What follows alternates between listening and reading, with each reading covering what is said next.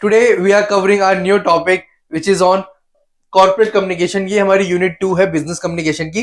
इसमें हम पढ़ेंगे कि हमारे कॉर्पोरेट कम्युनिकेशन कैसे होते हैं, कि मतलब आप जो कॉर्पोरेट लाइफ में जाते हो कि ऑर्गेनाइजेशन में किस हायरार्की में कम्युनिकेशन होता है, किस तरह की कम्युनिकेशन होता है, क्या क्या पार्ट्स होते हैं, क्या क्या आपको कम्युनिकेशन करते वक्त आपको ध्यान रखना चाहिए, किस फ्लो में होता है। क्योंकि जब आप कॉर्पोरेट लाइफ में जाते हो, जब अपना ऑर्गेनाइजेशन बिजनेस में जाते हो, तो सबसे मस्ट चीज होती है कि आपको कम्युनिकेट करना नहीं चाहिए। आज के टाइम पे अगर आप अच्छे से कम्युनिकेट नहीं करोगे, अपने वर्ड्स अपने आप को ड्रेसअप नहीं रखोगे अपने आप को, क्योंकि कम्युनिकेशन क्या होता है कि अपनी पर्सनैलिटी को दर्शाता है कि आप कैसे एक चीजों को परसीव करते हो, कैसे अपनी चीज को प्रेजेंट करते हो। एक कम्युनिकेशन एक बहुत ज्यादा प्रेजेंटेबल होता है। ठीक है, चाहे आप प्रेजेंटेशन दे रहे हो या फिर आप किसी से एक B2B आपकी मीटिंग है, आपकी सेल्स की मीटिंग है, किसी भी चीज की हो, कम्युनिकेशन तो बहुत ज्यादा मस्ट है हर चीज में।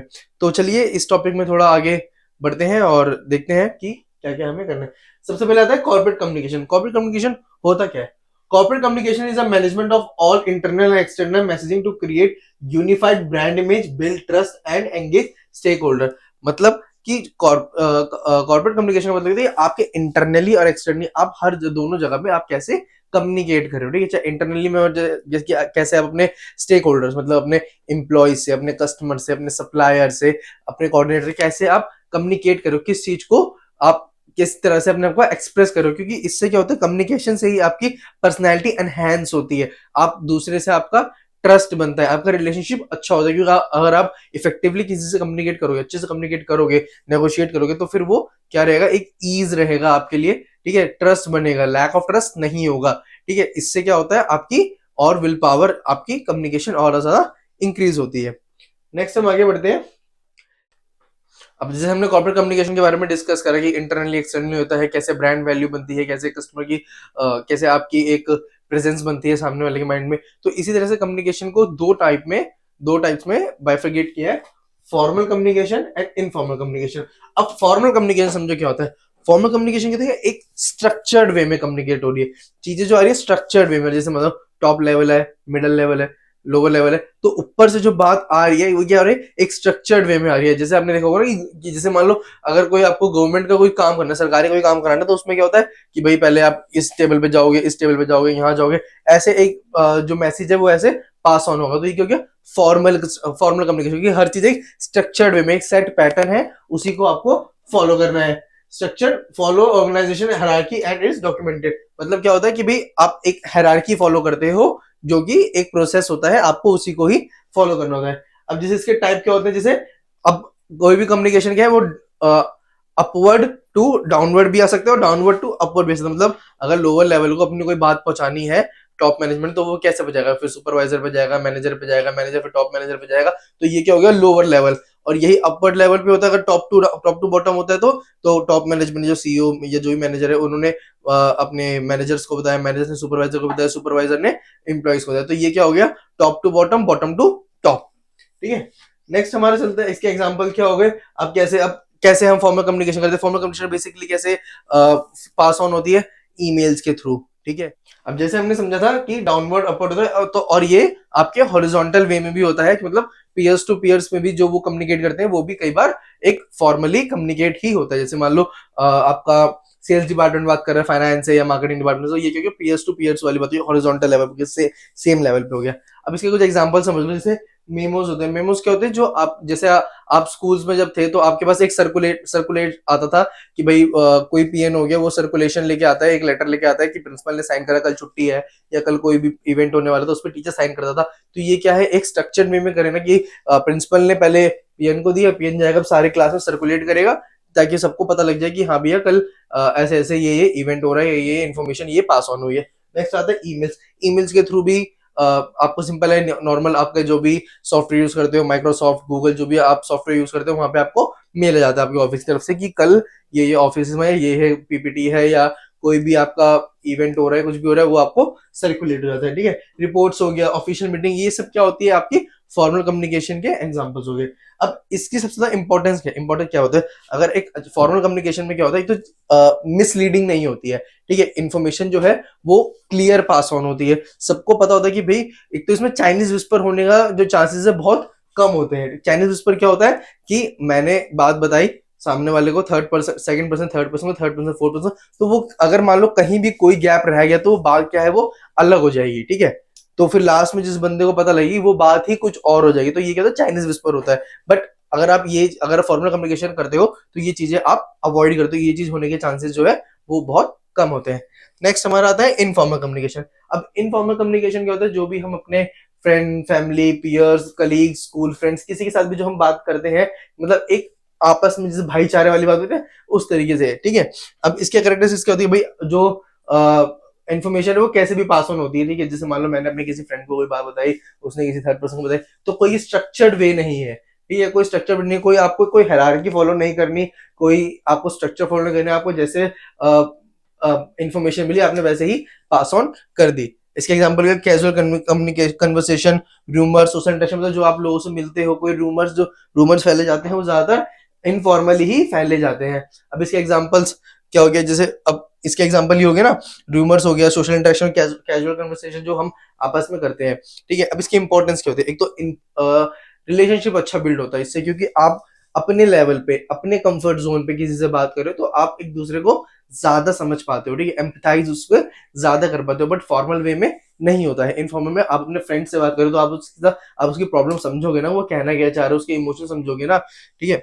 नेक्स्ट हमारा facilitate quick sharing of information, मतलब जो इन्फॉर्मेशन है वो एकदम जल्दी जल्दी पास ऑन होती है, क्योंकि कोई आपको हायरार्की फॉलो नहीं करनी, कोई एक स्ट्रक्चर्ड वे नहीं फॉलो करना जिससे आपको गो थ्रू होना पड़े ताकि टाइम लगे। बट जो इन्फॉर्मेशन है वो जल्दी पास ऑन हो जाती है, ठीक है। और इससे क्या होता है, वो फीडबैक बदल जाता है, इंस्टेंट फीडबैक बदल जाता है। कि मान लो अगर मुझे मेरे फ्रेंड की कोई बात अच्छी नहीं लगी, तो मैं उसको तुरंत बोल सकता हूँ कि भाई मुझे ये चीज आपकी अच्छी नहीं लगी, आप इसको ऐसे मत करो, ठीक है। तो ये क्या हो गया, आपको इंस्टेंट फीडबैक पता लग गया, जिससे ही क्या है, आगे मिसअंडरस्टैंडिंग नहीं भी होगी, ठीक है। बट इनफॉर्मल वे में मिसअंडरस्टैंडिंग होने के चांसेस ज्यादा है in comparison to formal communication, ठीक है। आई होप आपको ये क्लियर हुआ होगा। अब इसी के साथ आगे बढ़ते हैं। अब जो हमारा टॉपिक है which is network grapevine. तो ग्रेप वाइन का मतलब समझो क्या होता है। ग्रेप वाइन जो एक होता है कि ये एक इनफॉर्मल कम्युनिकेशन में आता है, कि मतलब जो आपकी इंफॉर्मेशन है वो इनफॉर्मली पास ऑन हो रही है। जैसे कि मान लो कि ये टॉप लेवल मैनेजमेंट ने आपको कोई इंफॉर्मेशन दी, ठीक है, टॉप लेवल मैनेजमेंट कोई इंफॉर्मेशन पास ऑन करी। अब ये यहाँ से ऐसे ऐसे ऐसे ये इंफॉर्मेशन पास ऑन हो रही है, ठीक है, बट इनफॉर्मली वे में हो रही है।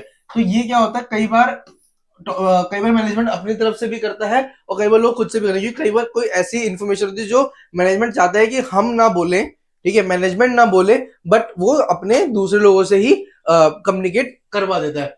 So informal communication network within an organisation where information spread unofficial, मतलब अनऑफिशियली तरीके से कोई भी इन्फॉर्मेशन स्प्रेड हो रही है। जैसे मान लो मैनेजमेंट जो है, मान लो क्या था कि मैं बिजनेस ट्रिप पे लेके जा रहे हैं, या कोई ऑर्गेनाइजेशन कोई भी इवेंट होने वाला, तो उसके बारे में इन्फॉर्मेशन पहले ही अनऑफिशियली शेयर हो जाती है। भाई जो मैनेजर्स होते हैं, जो उनके खास बंदे होते हैं, उनको बता देते हैं कि चलो भाई हम ऐसे ऐसे ऑर्गेनाइजेशन ये ट्रिप ऑर्गेनाइज कर रहा है या ये इवेंट ऑर्गेनाइज कर रहा है, आप लोग इसके लिए प्रिपरेशन शुरू कर दो। तो ये सब क्या होता है इन नेटवर्क ग्रेप पॉइंट। अब जैसे इसके टाइप क्या हो गए, सिंगल स्टैंड है, इन्फॉर्मेशन पास इन अ सिक्वेंशियल मैनर, मतलब कि इसमें क्या हो गया, एक बार या तो एक बार इन्फॉर्मेशन जो है वो सीक्वेंस के वे में पास ऑन हो रही है। नेक्स्ट आता है गॉसिप चेन। गॉसिप चेन मतलब कि मतलब मान लो कोई भी मान लो आपके ऑफिस में कोई भी फीलिंग है किसी के बीच में, या कोई भी ऐसी कोई इन्फॉर्मेशन है जो एज अ गॉसिप, गॉसिप मतलब एक दूसरे में चुगली करना, या इस टाइप से गॉसिप पास ऑन करते हैं, ठीक है। Probability chain, random spread of information, मतलब कि कोई भी इन्फॉर्मेशन ऐसी रैंडमली पास ऑन करना शुरू कर दिया किसी के बारे में भी, कोई भी। अब ग्रेप वाइन के अंदर क्या होता है ना, इसमें मिसअंडरस्टैंडिंग ज्यादा होती है, मिसलीडिंग ज्यादा होती है, मतलब कोई भी इन्फॉर्मेशन लोग पास ऑन करते हैं। Cluster chain, a few people pass on information selective, मतलब आप अपने कुछ सेलेक्टिव लोगों को ही इन्फॉर्मेशन पास ऑन होती है। जैसे मान लो जो मैनेजर्स के कुछ खास होते हैं, ठीक है, या जिनसे उनके ज्यादा क्लोज रिलेशन होते हैं, तो वो उनको पास ऑन कर देते हैं। तो ये क्या हो गया, सिलेक्टिव चैनल में जो इन्फॉर्मेशन है वो पास ऑन हुई है।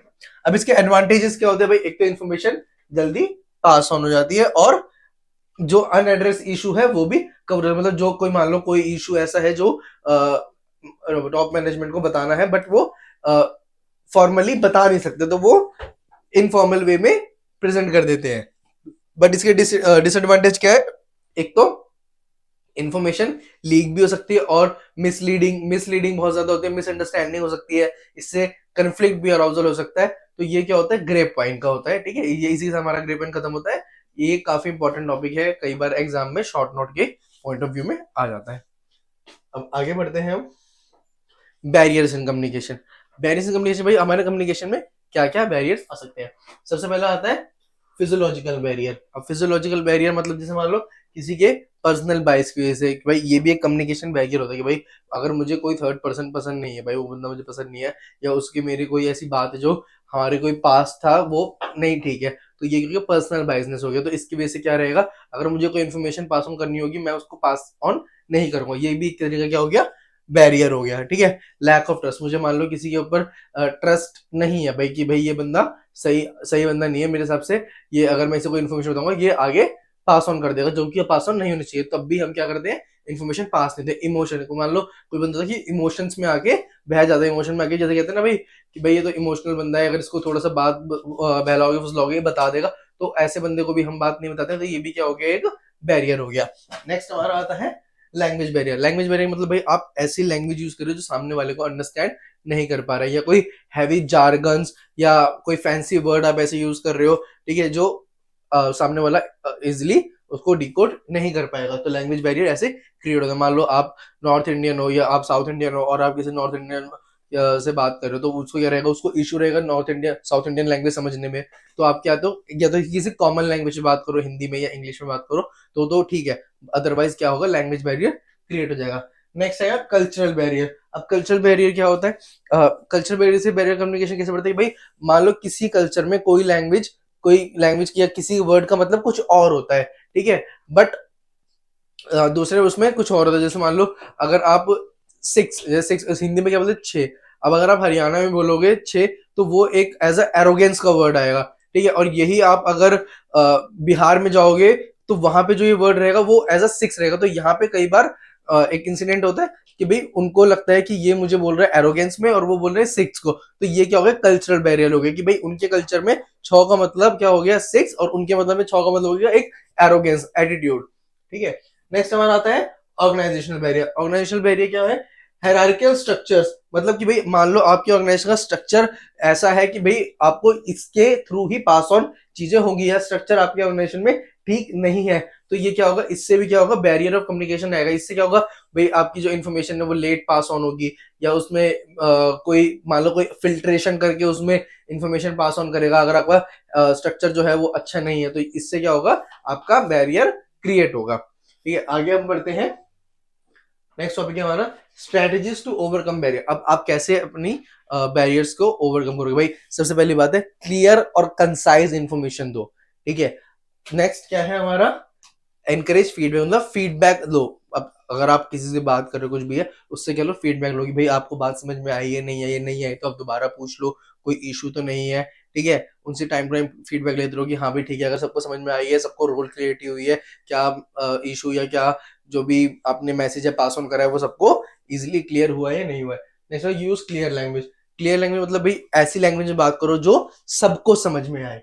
नेक्स्ट हमारा होता है foster and open culture. Open culture मतलब भाई ओपन फॉर कम्युनिकेशन, की भाई अगर आपको कोई भी बात करनी है, कुछ भी है, आप ओपनली अपना इशू रेस कर सकते हो, अपनी जो भी बात करनी है आप इजिली उसको बता सकते हो। नेक्स्ट आता है train in cross culture communication. Cross culture communication में आप ट्रेन करोगे तो इससे क्या रहेगा, मतलब आप 2-3 लैंग्वेज जानते होगे तो आपको समझ में आएगा ना। क्रॉस कल्चर कम्युनिकेशन मतलब अगर आपके कंपनी में डाइवर्सिटी है, ठीक है, अगर आपकी कंपनी में डाइवर्सिटी है तो आप क्या करोगे, भाई आप लोग एक दूसरे से घुलो मिलो, मतलब नॉर्थ इंडियन का बंदा है और साउथ इंडियन का बंदा है, तो आप क्या कहोगे, आप एक दूसरे से घुलो मिलो, ताकि उनसे उनका गेट टुगेदर करो, उनसे बातचीत करो, ताकि उनसे क्या रहेगा, उनके कल्चरल बैरियर्स भी कम होंगे और वो एक दूसरे के रोल को, एक दूसरे के कल्चर को समझेंगे भी, जिससे क्या होगा, कभी आगे इन फ्यूचर कोई बैरियर क्रिएट नहीं होगा। इससे क्या होता है, चांसेस जो है वो बैरियर क्रिएट होने के कम होते हैं।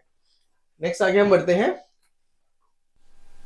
हमारा टॉपिक है ग्रुप डिस्कशन। अब ग्रुप डिस्कशन क्या होता है कि मतलब आप कोई भी 4-5 लोग जो लोग बैठे हो, जैसे हमने फ्रेंड्स में बैठे हो, आप कोई भी बात डिस्कस कर रहे हो या आपके टीचर्स भी आपसे कोई बात डिस्कस करते हैं, वो क्या होता है, एक ग्रुप डिस्कशन। मतलब काफी लोग मतलब अपने अपने पॉइंट ऑफ व्यू रखते हैं, अपना अपना जो भी उनको लगता है कि हाँ भाई इसमें मेरा ये इनपुट है, तो वो सब क्या होता है, ग्रुप डिस्कशन। मतलब आप किसी भी एक कॉमन टॉपिक पे सब लोग मिलकर उस बारे में बात कर रहे हो, तो वो क्या होता है, ग्रुप डिस्कशन। इसका पर्पस क्या होता है, to facilitate idea sharing, build team consistent and make decision. मतलब आप अपने अपने आइडिया शेयर करके एक कोलैबोरेटिवली किसी भी कॉमन क्रक्स पे या कॉमन डिसीजन पे आते हो। इसका स्ट्रक्चर क्या होता है, ओपनिंग, सबसे पहले ग्रुप कैसे फॉर्म होता है, सबसे पहले ओपनिंग होती है, मतलब इंट्रोडक्शन, जो टॉपिक होता है उसको आप इंट्रोड्यूस करते हो कि भाई ये टॉपिक है। जैसे अभी आप देखो आपके जो जब भी कंपनी के इंटरव्यू में जाते हो उससे पहले क्या होता है, जीडी राउंड होता है, मतलब ग्रुप डिस्कशन राउंड। उसमें क्या होता है, वो आपको रैंडमली कोई भी टॉपिक देते हैं, उसके बाद सब लोग अपने अपने पॉइंट ऑफ व्यू उसमें देते हैं कि भाई मेरे हिसाब से इसका ये नेगेटिव में है या मैं पॉजिटिव में बोल रहा हूँ इस बारे में, या अपने जो भी आप किसी के कोई कुछ पॉइंट दे रहा है उसको आप काउंटर करते हो। फिर एंड में क्या करते हैं, हम उसको कंक्लूड करके उसका एक क्रक्स निकालते हैं कि भाई इस जीडी का ये क्रक्स था, इससे हमारे को ये एक डिसीजन या ये एक फ्रूटफुल रिजल्ट मिला।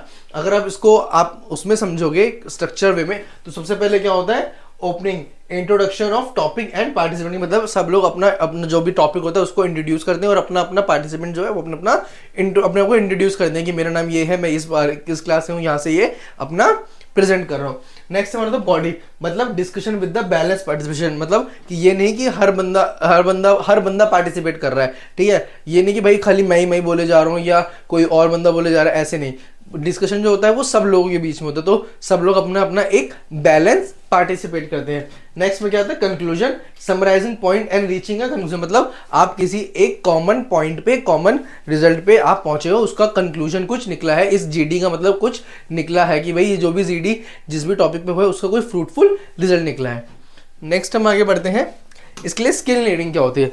भाई सबसे पहले आपको एक तो एक्टिव लिसनिंग होनी चाहिए, और आपको उस पॉइंट, अगर मान लो मैं आपको एक सिंपल सा लाइव एग्जांपल समझाता हूँ जीडी का। अब जीडी कैसे होता है, जैसे मान लो आपको कोई भी टॉपिक मिल गया, ठीक है, अब उसके बारे में अगर मान लो आपको उसके बारे में आपको नहीं पता, उस टॉपिक के बारे में आपको नहीं समझ आ रहा कि भाई इस टॉपिक में क्या बोलो, तो उसको क्या करो, उस टॉपिक को पहले जो भी आपके 4-5 लोग जो भी बोल रहे हैं उनको सुनो, उसको समझो, उससे कोई एग्जाम्पल अगर आपको समझ में आए तो उससे आप कोई एग्जाम्पल बता दो, ठीक है, या उसी पॉइंट को आप कंक्लूड कर दो। क्योंकि जीडी में आपको आपका जो भी इंटरव्यूअर होगा वो ये नहीं देखा कि आपने कैसे बोला है, क्या वो ये देखा कि आपकी लिसनिंग भी कितनी ज़्यादा। कई बार इस चीज़ पे भी आप अपने जीडी को है वो समझ सकते हो, आप जीडी को जीत सकते हो, ठीक है, अपना सिलेक्शन कर सकते हो। तो सबसे पहले क्या है, एक्टिव लिसनिंग होनी चाहिए, क्लियर आर्टिकुलेशन, आपको क्लियर आर्टिकुलेशन मतलब जो भी आप बोल रहे हो आपकी आर्टिकुलेशन अच्छी होनी चाहिए, आपको क्लियर मतलब सामने वाले को समझ में आना चाहिए कि आप क्या कह रहे हो, कोई भी वेग टर्म यूज मत करो, जो भी आप बोलना चाह रहे हो वो क्लियरली बोलो। नेक्स्ट है रिस्पेक्ट फॉर अदर व्यूज, आप दूसरे के पॉइंट ऑफ व्यू जो भी उन्होंने व्यूज रखा उसको रिस्पेक्ट करो। अगर आपको मान लो किसी को अपने पॉइंट को काउंटर भी करना है तो ये नहीं कि यू आर रॉन्ग, नहीं ऐसे नहीं, आपको बोलना है excuse me, I think your point is this but in my perspective I think this is that point, ठीक है। आप किसी के पॉइंट को एक तो बीच में नहीं काटना है, इंटरप्ट नहीं करना है बोलते बोलते, उसको मौका देना है, उसके बाद आप उसको मतलब आपको प्लीज करके ही सामने वाले को एक तरीके से रोकना है। ये नहीं आप सीधा जाके काउंटर कर दो, आपको प्लीज करना है पहले सामने वाले को, उसके बाद आप अपना पॉइंट जो है वो प्रेजेंट करो। नेक्स्ट आता है एबिलिटी टू समराइज, मतलब जो कंक्लूजन की बात हुई, अगर आपको मान लो आप पूरे जीडी में नहीं बोले हो तो उसके बाद आप एंड में उसको समराइज करके उसका कंक्लूजन आप दे सकते हो। अब इसके बेनिफिट क्या होते हैं, एनहांस अंडरस्टैंडिंग, मतलब अगर आप जब जीडी में जितना पार्टिसिपेट करते हो तो कॉन्फिडेंस बिल्डअप होता है और आपको पॉइंट्स के बारे में अंडरस्टैंडिंग होती है, यानी टॉपिक्स जो आ रहे हैं, क्या मार्केट में नया चल रहा है, करंट क्या चल रहा है, उसके बारे में आपकी एनहांस क्या होती है, अंडरस्टैंडिंग आपकी एनहांस होती है। Next is promote team work, मतलब आपकी टीम वर्क, आपकी टीम बिल्डिंग स्पिरिट जो है वो एनहांस होती है, इंक्रीज होती है। और लास्ट में ब्रिंग डाइवर्स पर्सपेक्टिव, मतलब आपको पता लगता है कि भाई किस चीज़ में क्या क्या नए नए टॉपिक्स आ रहे हैं, क्या क्या लोगों किस चीज़ के लेके क्या पर्सपेक्टिव है। आई होप जीडी आपको क्लियर हुआ कि जीडी में होता क्या है, ये काफ़ी ही इंपॉर्टेंट टॉपिक है, not from exam point of view, it's just for your normal daily life, कि आप कभी भी किसी भी इंटरव्यू में बैठते हैं तो उससे पहले क्या होता है, आपका जीडी राउंड होता है, तो उसके लिए ये पॉइंट्स काफ़ी इंपॉर्टेंट है।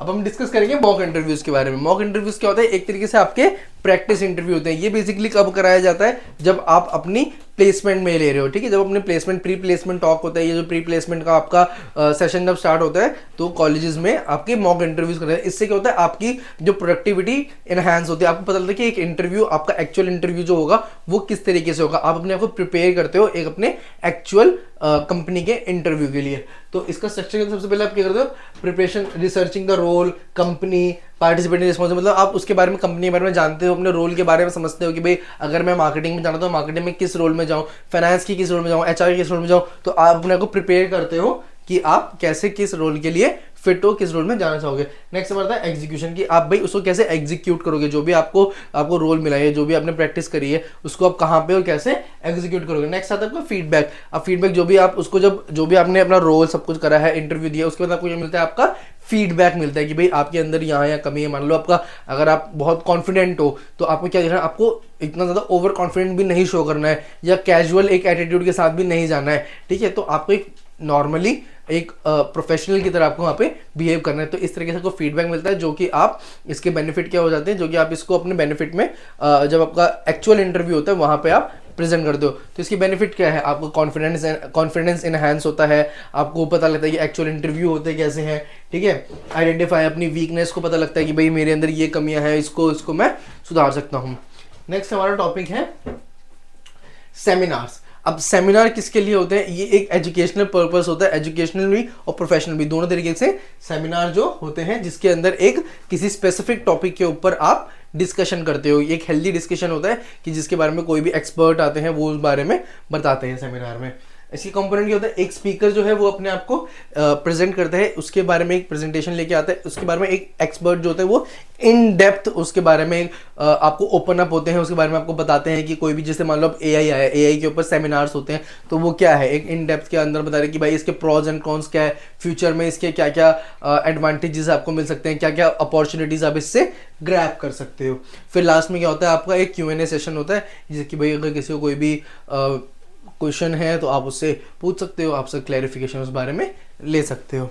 अब इसका पर्पस क्या होता है कि भाई जो भी नया मार्केट में आ रहा है, नया नॉलेज शेयर करना, नेटवर्क बनाना, एक हेल्दी गैदरिंग रखना, ठीक है, अपना आइस ब्रेक करना, थोड़ा सा लोग बारे में जानते हैं, एक दूसरे से मिलते हैं, गेट टुगेदर होते हैं। तो ये सब क्या होता है, इससे सेमिनार्स में आपका एक दूसरे से जानते हो, पहचानते हो, नेटवर्क बनाते हो। अब किस टाइप के सेमिनार्स होते हैं, एकेडमिक सेमिनार जो आपके कॉलेजेस वगैरह में होते हैं, ट्रेनिंग सेमिनार जो आपके ऑफिसेज में होते हैं, और इंडस्ट्री स्पेसिफिक सेमिनार जो मतलब किसी पर्टिकुलर एक इंडस्ट्री के लिए होते हैं। जैसे मान लो अब एआई आ रहा है तो टेक इंडस्ट्री के लिए कोई सेमिनार हो गया, या कोई मार्केट का कोई नया मार्केटिंग के अंदर कोई नया कंसेप्ट लॉन्च हुआ है तो एक स्पेसिफिक मार्केटिंग इंडस्ट्री के लिए वो सेमिनार हो गया। अब कभी भी आप क्या नाम है कोई सेमिनार कंडक्ट करें तो उसके लिए क्या टिप्स है, एक तो सबसे पहले आपको वेल प्रिपेयर्ड होना है, डीप ब्रेथ लेके रखनी है, अपना जो भी आपकी ऑडियंस है उनसे आई कांटेक्ट करना है, ठीक है। टॉपिक ऐसा चूज करना है जो ऑलमोस्ट मतलब लोगों को उसके बारे में थोड़ी अवेयरनेस भी ताकि थोड़े लोग बहुत जान भी पाए, और जो क्वेश्चंस वहां से आ रहे हैं उसको एनकरेज करना है। एक तो उसको एक, अगर आपको कोई आंसर नहीं भी आता है, कोई क्वेश्चन नहीं भी, तो उसको एक एज अ डिस्कशन के टाइम पे उसको एज अ डिस्कशन के रूप में आप ले सकते हो। ये नहीं कि आप उससे अफेक्ट हो जाओ, ठीक है, उससे ऑफेंड हो जाओ, ऐसा भी नहीं होना है। नेक्स्ट हम आगे बढ़ते हैं, इंडिविजुअल एंड ग्रुप प्रेजेंटेशन। अब देखो प्रेजेंटेशन आप सब लोगों ने दी होगी, ये भी मैं क्या कर रहा हूँ, एक प्रेजेंटेशन ही दे रहा हूँ, आपको प्रेजेंट कर रहा हूँ। तो अब प्रेजेंटेशन आप इंडिविजुअली भी देते हो और ग्रुप प्रेजेंटेशन भी देते हो। इंडिविजुअल प्रेजेंटेशन आपने कई बार अपने स्कूल्स में, कॉलेजेस में, या जब आपने अपने कंपनी के लिए इंटरव्यू दिया होगा उस टाइम पे आप इंडिविजुअल प्रेजेंटेशन दे दो। तो इसमें फोकस क्या होता है, सिर्फ एक पर्सन पे फोकस करते हैं, भाई वो पर्सन पूरी ऑडियंस को कैसे केटर कर रहा है, कैसे उसको देख रहे हैं, ठीक है। अब इससे इंपॉर्टेंस क्या होता है कि भाई इससे क्या होता है, आपका कॉन्फिडेंस जो है वो डेवलप होता है, ठीक है। उसके बाद आपकी आर्टिकुलेशन बहुत अच्छी होती है, जहाँ पे आपने जहाँ पे गलती करी है, आपके जो मेंटोर होते हैं वो आपको करेक्ट करते हैं, ठीक है। उसके बाद आपको उस सब्जेक्ट के अंदर बहुत ज़्यादा एक्सपर्टीज आ जाती है।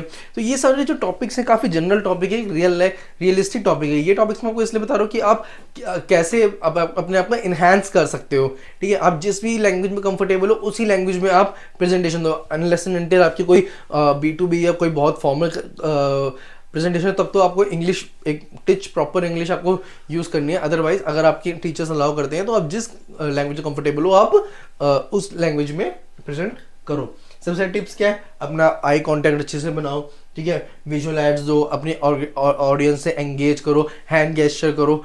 ये नहीं कि ऐसे खड़े हो गए, हाँ जी सर जी ये है, ऐसे नहीं। आपको एक प्रेजेंटेबल तरीके से अपने हैंड गेस्चर से ऑडियंस से कनेक्ट करके आपको प्रेजेंट करना है। नेक्स्ट हमारा आता है ग्रुप प्रेजेंटेशन। अब फोकस क्या होता है इसमें, a team presenting collectively on a topic. मतलब इसमें क्या होता है, एक किसी भी पर्टिकुलर टॉपिक पे पूरी टीम आती है, कलेक्टिवली वो उस टॉपिक के बारे में अपने आप को बताती है कि भाई हमारा ये रोल है, इसने तो बंदे डिवाइड कर लेते हैं अपना टॉपिक, जिसके अंदर वो अपने अपने टॉपिक के अकॉर्डिंग आके बोलते हैं, ऑडियंस से कनेक्ट करते हैं। अब इसकी इंपॉर्टेंस कहते हुए इससे क्या होता है, आपको कोऑर्डिनेशन अच्छा होता है, आपकी टीम वर्क की स्पिरिट जो है वो एनहांस होती है, आपको रिस्पॉन्सिबिलिटी शेयर करना आता है कि भाई हाँ ठीक है मैं इसकी रिस्पॉन्सिबिलिटी लेता हूँ, ये कैसे कैसे चीज़ें शेयर हो रही है। नेक्स्ट हमारा आता है टिप्स क्या है, आप अपने एक तो रोल्स को डिवाइड अच्छे से करो कि भाई ये नहीं कि इंट्रोडक्शन पार्ट मेरा था, नहीं मैं बोलूँगा नहीं, पहले से ही अपने रोल डिफाइन कर लो कि भाई डिसाइड कर लो कि भाई किसको क्या पॉइंट अब किसकी स्लाइड का नंबर आ रहा है। नेक्स्ट आता है प्रैक्टिस ट्रांसलेशन, एक बार प्रैक्टिस कर लो अपनी प्रेजेंटेशन की, जो भी आपने कंटेंट रेडी करा है, और कंटेंट आप ऐसा रेडी करो जो आपको बारे में उसके बारे में नॉलेज हो, ये नहीं चैट जीपीटी उठा के कंटेंट डाल दिया और उसी को आप प्रेजेंट कर रहे हो, फिर वहाँ पे at the time of presentation जो इससे क्या होता है इंप्रेशन जो है वो खराब होता है। आप ऐसा कंटेंट ऐड करो जिसके बारे में आपको प्रॉपर नॉलेज हो।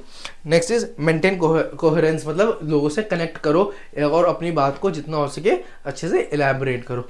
थैंक यू, इसी के साथ हमारी जो पीपीटी है ये खत्म होती है। All the best.